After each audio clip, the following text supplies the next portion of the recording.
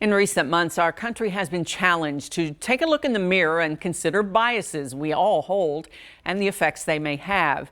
As we prepare for this weekend's Kentucky Derby, we took a look at the enormous impact black jockeys had on this iconic Kentucky event. LEX 18's Claire Kopsky brings us the story. And they're off in the Kentucky Derby. The last time a black jockey rode in the Kentucky Derby was in 2013. And coming through on the inside is Golden Sense. Since then, there hasn't been another. So a mile to go in the Kentucky Derby. But diversity on the track didn't used to be so rare. In the very first Kentucky Derby, 1875, 13 of the 15 jockeys were African American, including the winner Oliver Lewis.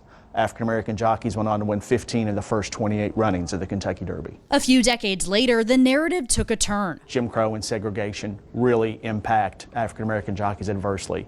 The same discrimination they were facing in everyday life, they were also facing on the racetrack.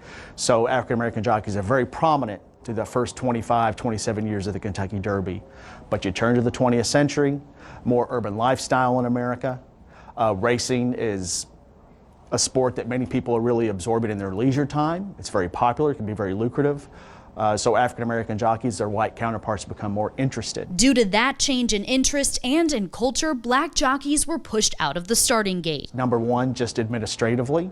You see racing governing bodies, they really stop licensing African American jockeys on a regular basis, so that impacts them. And also there's physical intimidation on the racetrack as well in the early 20th century. Jimmy Winkfield, the most recent African American jockey to win the Kentucky Derby in 1902, when he was racing outside Chicago at Old Harlem racetrack, during the course of a race, his white counterparts would actually kind of ride him against the rail, engage in rough riding tactics that could hurt him, hurt the horse. So trainers and owners are more reluctant to ride African American jockeys. Goodlet's goal is that visitors see the broader picture. I want people to see the rich stories of this industry, of this sport, of this history. And I also want them to see that this industry, this sport, this event, the Derby, is connected to a larger history of the United States of America. A history that has lasting effects still today. Claire Kopsky, LEX 18 News. Post time for the Kentucky Derby is 7:01 Saturday night. We'll have live exclusive coverage from noon until 2:30 right here on LEX 18. Then NBC takes over coverage. After the race, we won't be on the air, but be sure to stream our live special after NBC's coverage.